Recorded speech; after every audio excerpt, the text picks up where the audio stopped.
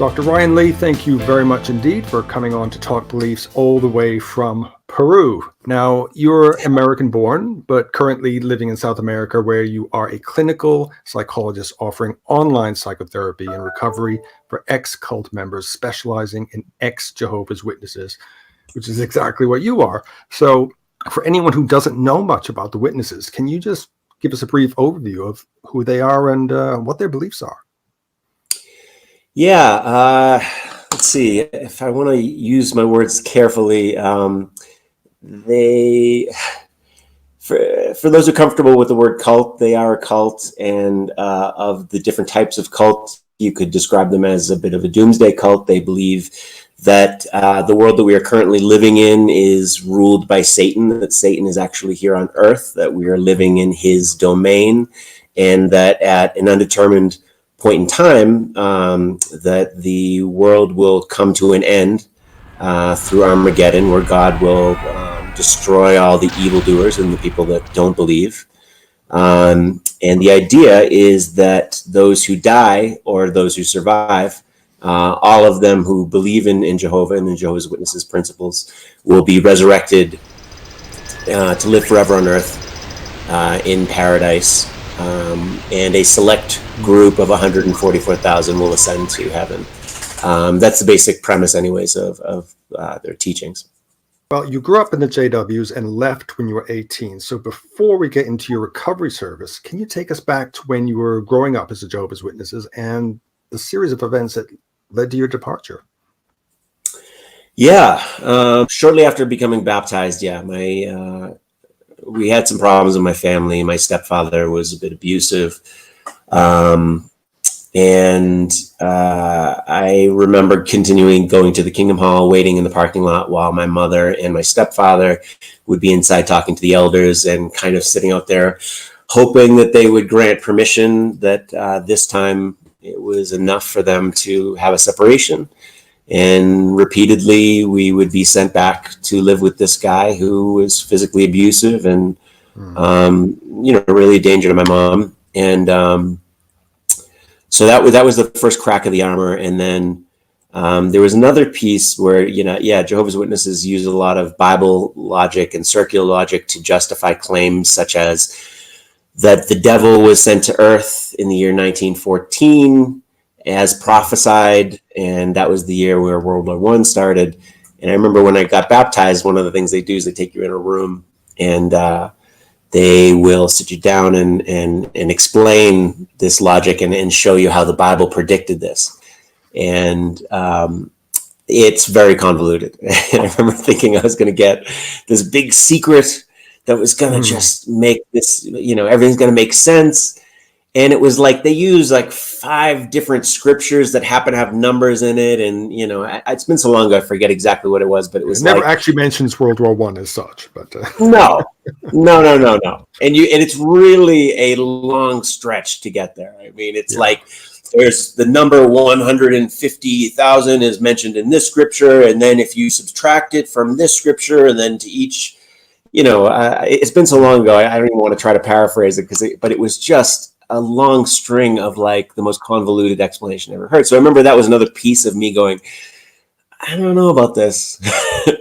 And so the final straw, though, I would say, and probably the most important piece, I may not have left if not for making friends. And Jehovah's Witnesses have a big policy on being separate from the world, where you're not supposed to do any after school activities. You're not supposed to have any social time outside of school or work with people who are not Jehovah's Witnesses. You're not supposed to read any other documents, you're not supposed to enter another church. So they keep you very sheltered. And it turns out for very good reason, because when I did become exposed to, I started making friends in school, in high school. And once I started making friends who just accepted me for me, and I was kind of a weird kid, and especially with the Jehovah's Witness stuff, there's a lot of good reason to, why kids don't really want to be friends with you a lot of times. So, it makes it almost easier to stay in the religion. But anyways, in my high school years, I started making some really good friends, and they didn't care that I was a Jehovah's Witness or that I had these sort of special rules that I had to live by. No And I birthdays, saw that. no Christmas. Right, right. Yeah. And one of the straw that broke the camel's back for me was I came to my senior year in prom time, and I Mm. still was not. I didn't have the courage yet to leave. I was kind of planning on still staying, but I went to the elders and I said I'd really like to go to my prom because I'm not going to see these people ever again.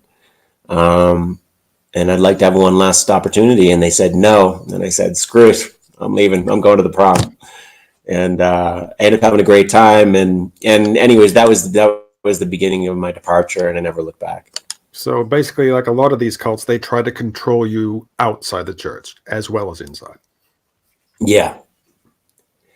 Yeah, they control you really in all ways. It's not just about what your activities are outside of the 3 times a week that you go to church, but then on the weekends, usually on both days, you're spending most of those days going door to door preaching, what they call the truth, which is a word that still doesn't quite set right with me.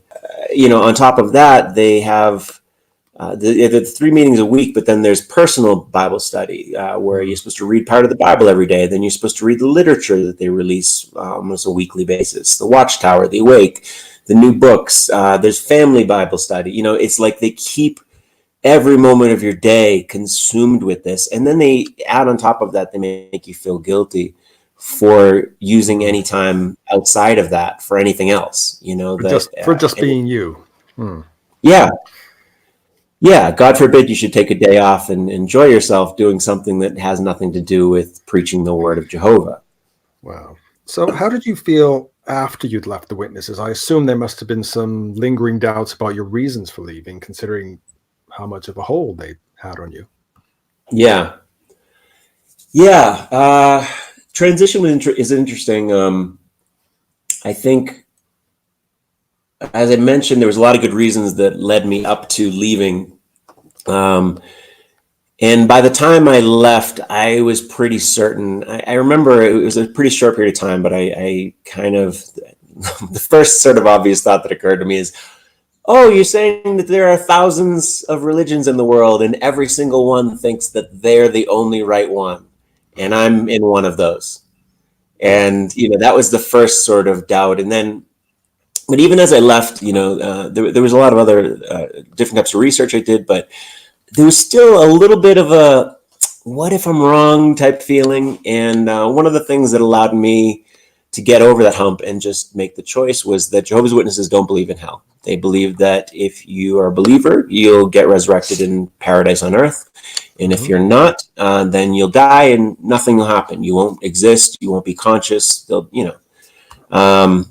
I thought, I'm pretty sure I'm right, but just in case I'm not right, worst case scenario is I just won't exist. And I was okay with taking that risk. But yeah, then I'd say in the years that followed, I had some really fun years following Jehovah's Witnesses after being wound, so tight and so kind of confined to this bubble. I had a lot of fun trying out various sins. Luckily, nothing that went too crazy or ruined my life, and it was definitely a phase. But yeah, I did a lot of things and tried a lot of things that I was probably not supposed to.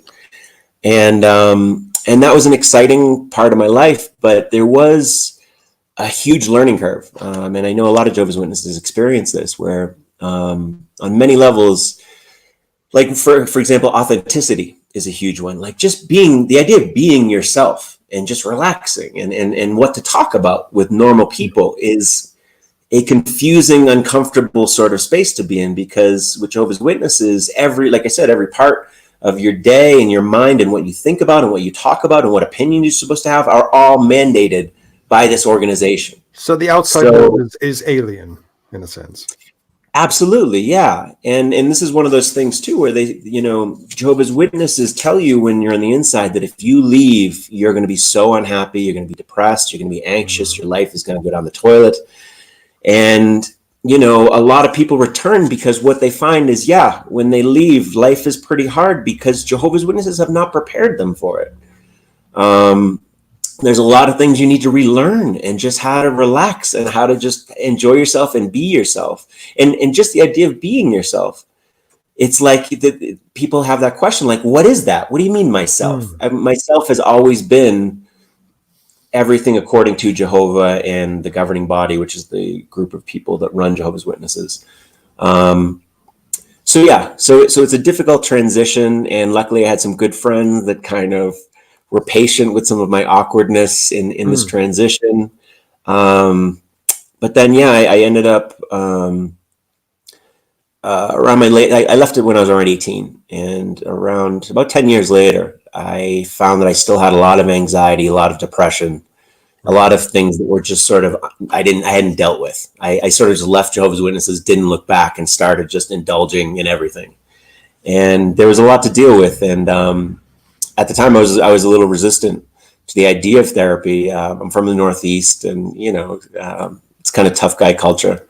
And I realized, though, I needed some kind of help, and I was really lucky to find a really good therapist, and who helped me with a lot of the depression, a lot of the healing.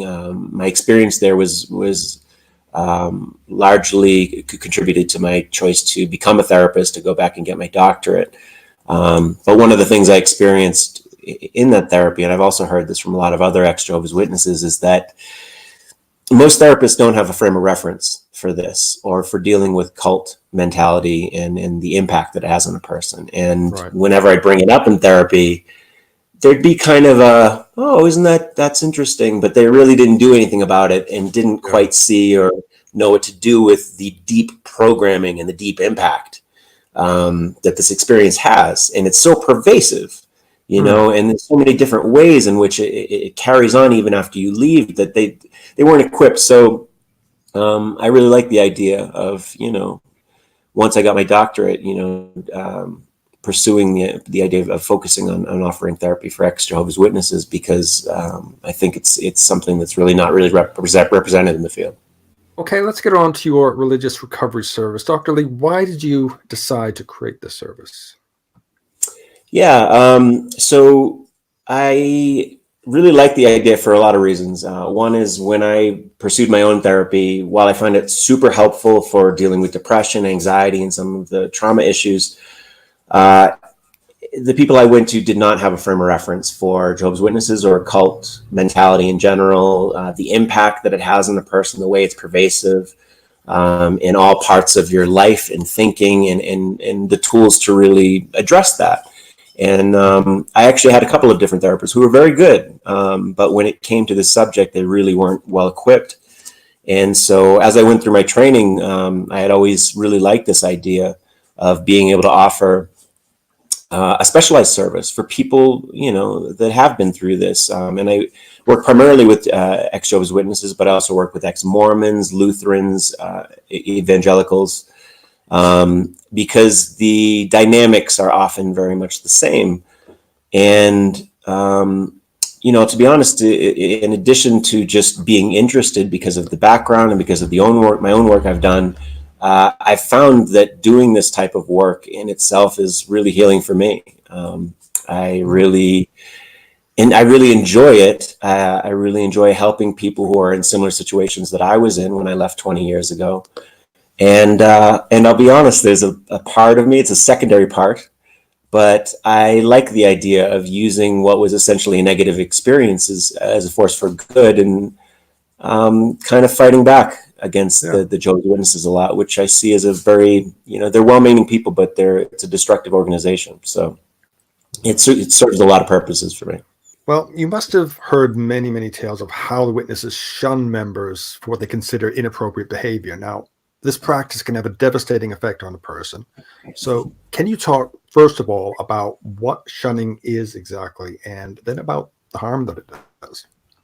Yeah. So Jehovah's Witnesses, like other organizations, Mormons also do this, Lutherans also do this. Shunning is the act of turning your back on one of the members when they speak out against the religion in any way. There's different forms of shunning, or different forms of behavior which will trigger shunning. In the Jehovah's Witnesses, it's called disfellowshipping. It's a little bit of a different word, but it's the same idea.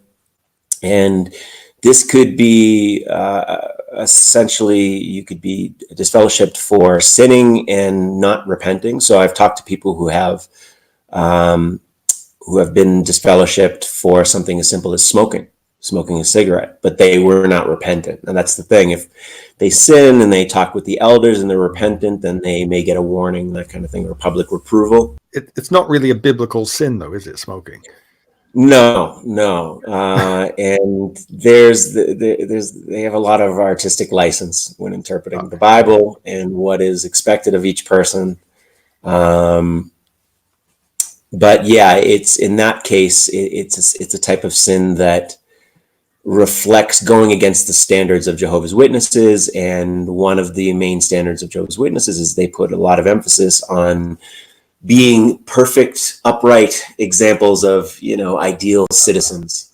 So it's an image thing.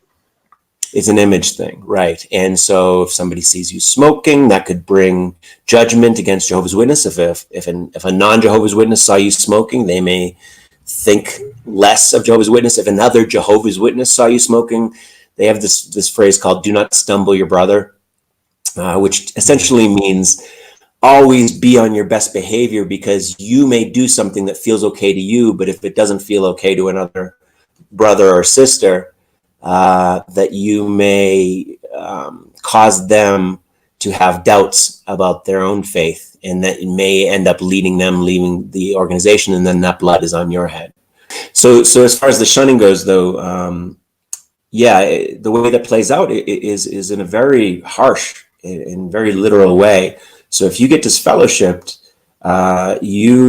those who are Jehovah's Witnesses are not allowed to speak to you or acknowledge you at all, and that includes people in your family. And I got to say, I hear a lot of difficult experiences as a therapist, but one of the ones that still gets to me and bothers, I'll be honest, it makes me angry, is how many people come to therapy and they're so hurt because their mother, father, brother, sister, sometimes all of them, will not speak to them anymore. And this is decades after they left. I've heard many stories, including like my mother's never met her own grandchildren, that sort of thing. Yeah. And it's really hurtful. The way they do it is really hurtful. There'll be times when someone who's disfellowshipped, their mother will be sick and dying, and they won't be notified until after their parent is dead. And then they'll get a letter. Oh, by the way, your mother died. I've got to ask you, this just comes to me now. What actually could possibly motivate somebody to do that to their own child, for instance?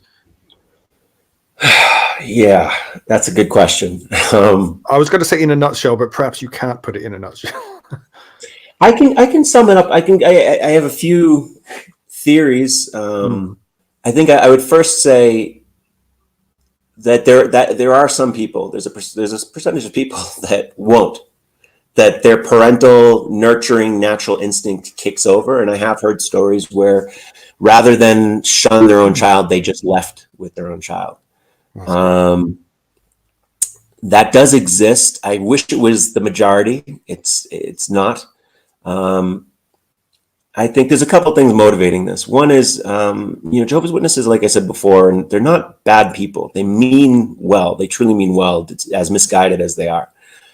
And so the other thing that I will credit them for is, contrary to many other religions where you can kind of believe and not believe and maybe go to church and maybe sometimes you don't go to church, they walk the walk. So, to them, they truly believe what they preach, and they practice what they preach, and they believe that their only purpose on this earth is to save other people from death and give them their one and only chance at having this opportunity to live forever in this paradise earth, which comes after Armageddon. So there's a lot of different ways to think about it. But I think probably the most common is that they think they're doing the right thing by shunning. And this is what Jehovah's Witnesses reinforce, is they tell you that they're shunning you out of love, because it's love for the congregation, and it's also love for you, because it's the congregation part is that they're protecting the congregation. If you are having thoughts that are against Jehovah's Witnesses or questioning things, then they see you as a poison that could, spread throughout the congregation and give other people doubt. So they're protecting the flock, they call them. And they think you will come back eventually as well.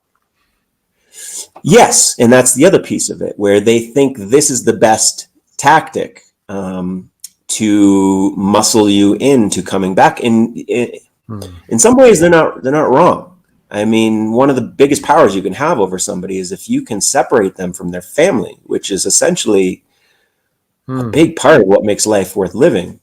That is a big carrot to hold over somebody's head.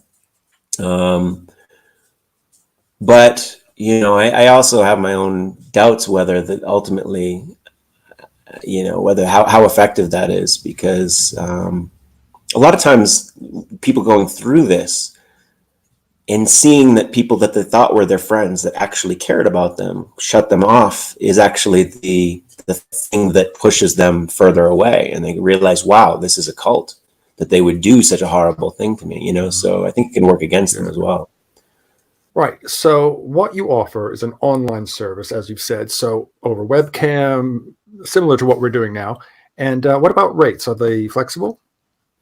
Yeah, I do offer flexible rates. I think it's worth noting that I offer everybody a free first session because it's really important to find a connection with the therapist you work with. I really like helping people, but it's more important to me that somebody find the right therapist rather than that therapist necessarily be me. So I offer a free first session.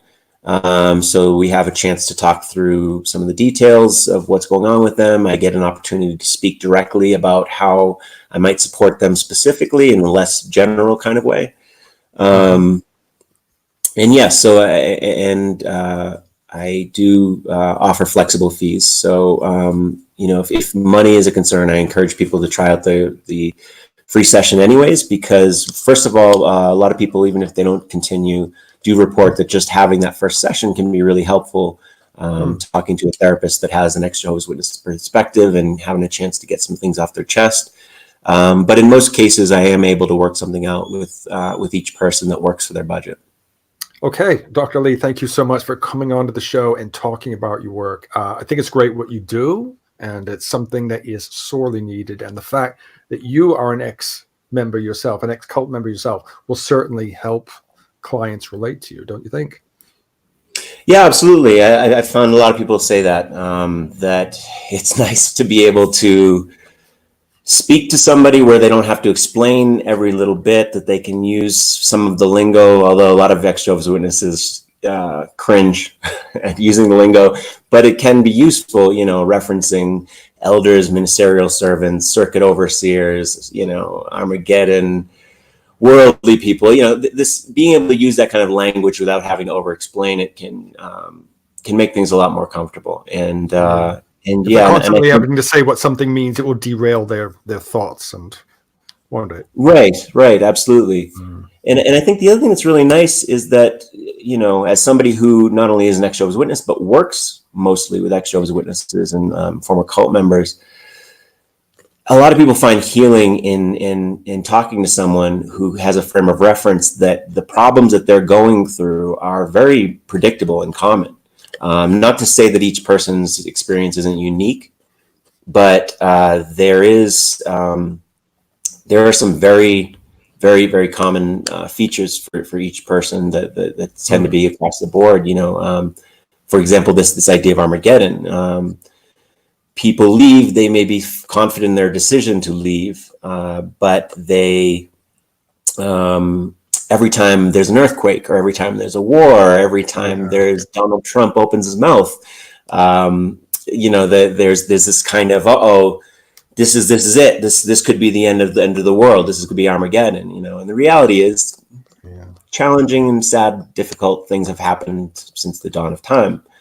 And like I mentioned earlier, you know, like issues with authenticity. So anyways, there's a lot of different things that are pretty common, and people find, I think, a lot of relief in recognizing that there are other people out there that go through the same predictable aftermath when leaving this religion, and it can really, that can be like really healing in itself. Right. Well, I will leave links to your website and contact details in the description below. And all that's left to say is thanks once again. And hopefully you can come back on the show again one day in the very near future. I would love that.